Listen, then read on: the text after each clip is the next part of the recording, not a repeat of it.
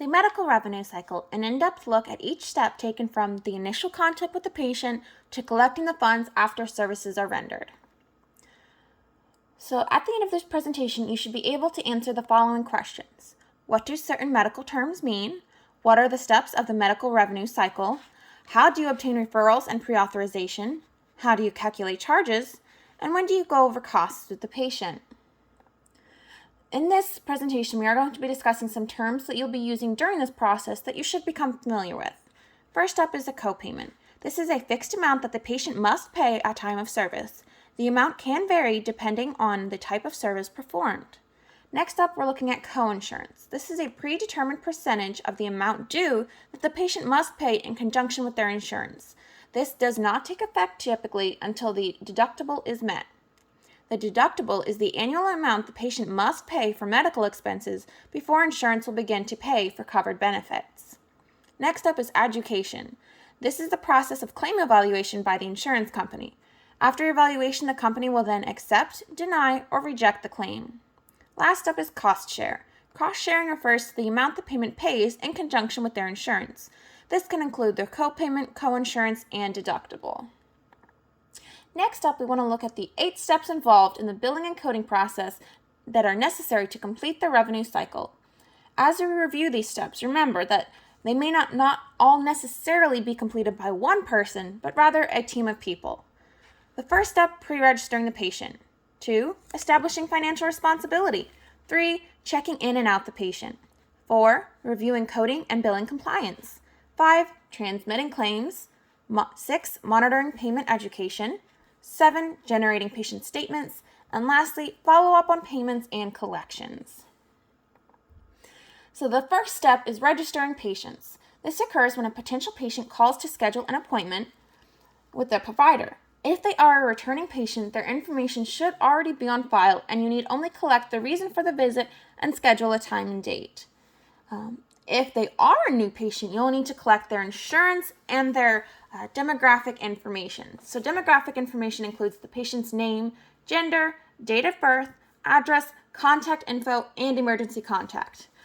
The new patient may also need to be mailed certain forms to be completed before their first visit, such as the organization's financial policy, assignment of benefits, privacy notifications, and sometimes even preparation instructions that might be needed before certain procedures. So then once your patient is registered, you'll want to verify what services will and won't be covered under the insurance plan if they're not self-pay. This means we need to determine their eligibility and the financial responsibility. This step is essential in determining who will be paying the charges for the service provided. This must be done with each patient, as coverage and charges can vary greatly between health plans. If a service is not covered by the plan, then it is your job to make the patient aware of this and verify that they still wish to seek that service, even though they will be responsible for covering all charges. Some plans also require you to obtain pre-authorization before performing certain procedures. So to verify eligibility and coverage, you will need to determine the following information. What services are or are not covered? What conditions make this particular procedure or service medically necessary? What are the health plan's billing rules? What must the patient pay? Who pays first if more than one payer is involved? You can determine eligibility via the EDI, EHR, online portal, clearinghouse, or phone call. So that first step there is to use the EDI, or electronic data interchange. This type of system is typically used by companies such as Medicare and Medicaid. By using the EDI, they are able to report eligible patients daily to providers. You can also determine eligibility using the practice management features in an EHR, via the health plan's online portal, through a clearinghouse when applicable, or via a phone call to a specific eligibility phone number. So next, we're going to be looking at checking in and checking out patients. So when checking in a returning patient, verify the info on file is still current and check the financial records for any balances that might be due from a previous visit. If the patient is new, you will need to gather their complete info or verify the info that was collected during pre-registration and collect photo ID as well as insurance information. These need to have copies made and they should be scanned front and back into the patient record. Again, there may also be forms that need to be filled out, including medical history, consent, patient confidentiality, and other forms.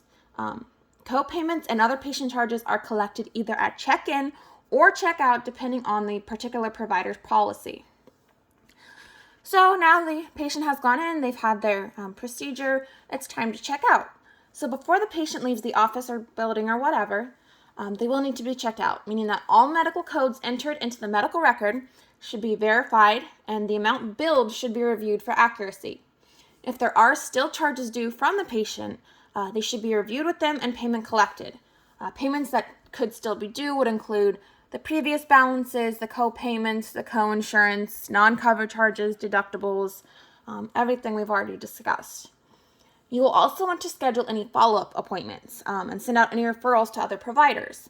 We will discuss referrals more in depth later on, but lastly, if the provider has a separate medical coder, the report will need to be sent to them so that they can translate the data in the report into medical codes. This report should include all patient information, medical history, information on the service provided, everything. This report is referred to as the super bill. So then once this super bill is completed, it is sent to the biller. From there, you're going to need to verify your compliance with the coding and billing guidelines. So diagnoses and procedures must be coded using the ICD and CPT coding guidelines. So the ICD-10-CM stands for International Classification of Diseases, 10th edition, clinical modification. Typically, the ICD is done to code diagnoses. The CPT, or current procedure terminology, is typically for coding the procedures rather than the diagnoses. So accuracy when coding is vital to ensure that a payer is billed correctly and that there are no delays in obtaining the payment. Once you've double-checked all your work, send that report to the medical biller. From there, it is their turn to follow the billing compliance.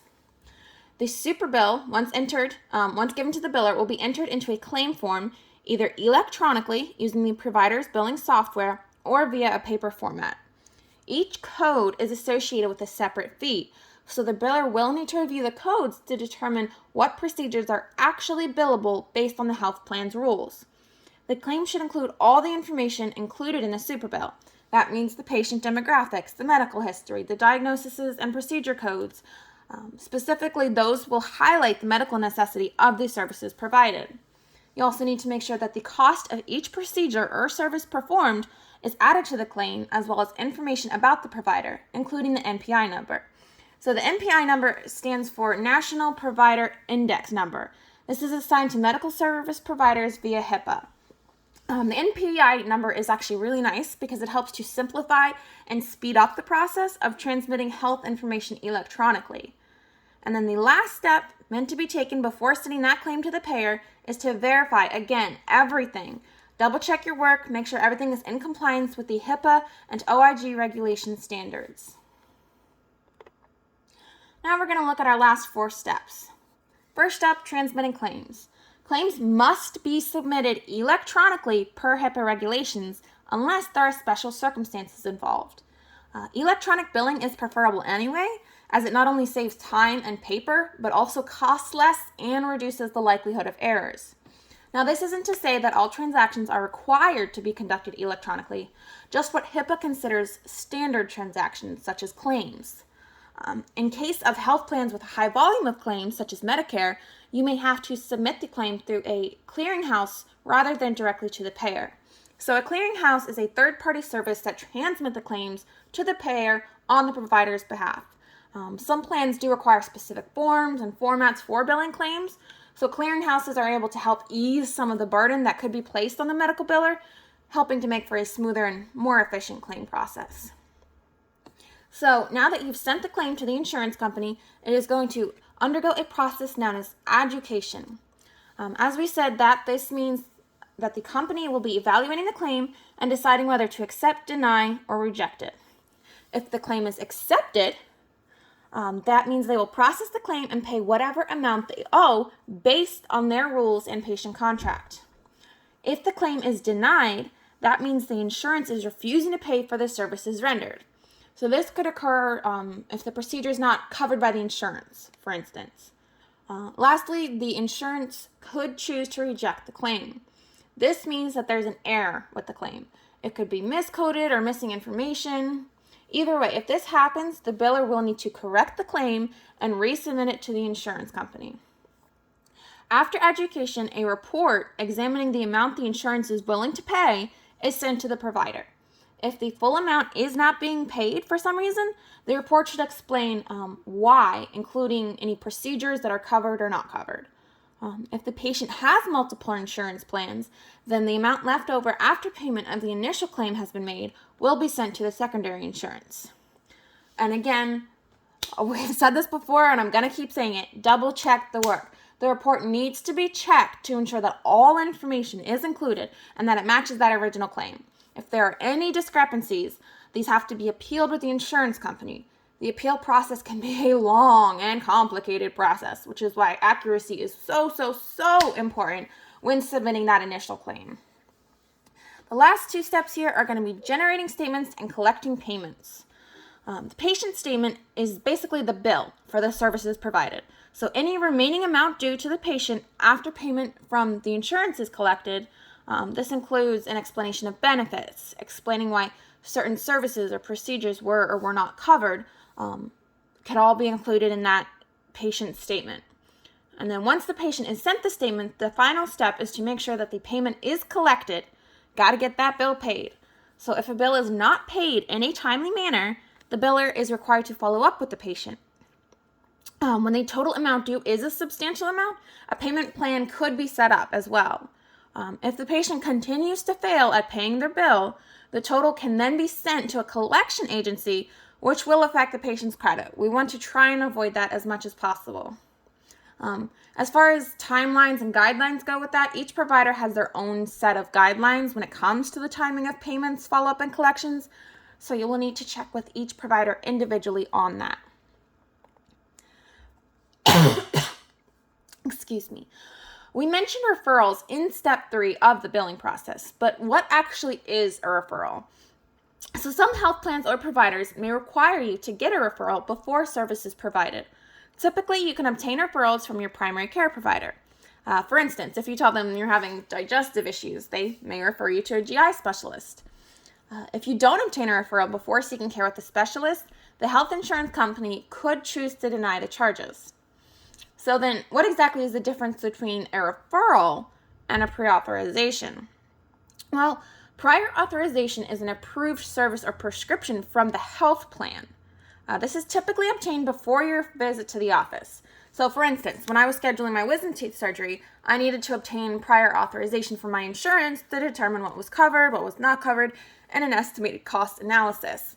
Once I had this and we determined that I was able to handle the cost of the procedure, the appointment was then scheduled.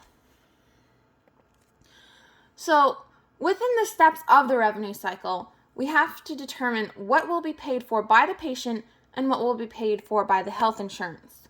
We're looking at calculating charges, explaining costs, preparing the patient. So to do this, you'll need to verify eligibility and coverage with the insurance company. Then check to see if the patient owes any co-payments or deductibles. You now should know what is due for the current patient visit. So to calculate the total charges for the patient, you'll need to add any previous balances due to the current patient charges and then subtract any payments already made, such as the copay. Once you know what the patient is paying for and what the plan is paying for, you will need to discuss these costs with the patient. It's always best practice to review any estimated costs before performing these services or procedures to make sure that the patient understands what they might end up being financially responsible for and that it's not too big of a burden for them. Again, as we said earlier, if the patient costs are of a substantial amount, you may need to work with the patient to prepare a payment plan that will end up being affordable for them. For instance, I go to an orthodontist, I have braces, and I am on a payment plan where I pay each month a certain amount to cover the total cost of care for my braces. So, in summary here, we have learned that there are many steps involved in the medical billing and coding process. From dealing with patients and insurance companies to filing claims and submitting payments, it is so very important to make sure that we follow each step carefully to ensure accuracy and completeness. And lastly, I do have my references listed as usual. If you have any questions, please let me know, and thank you.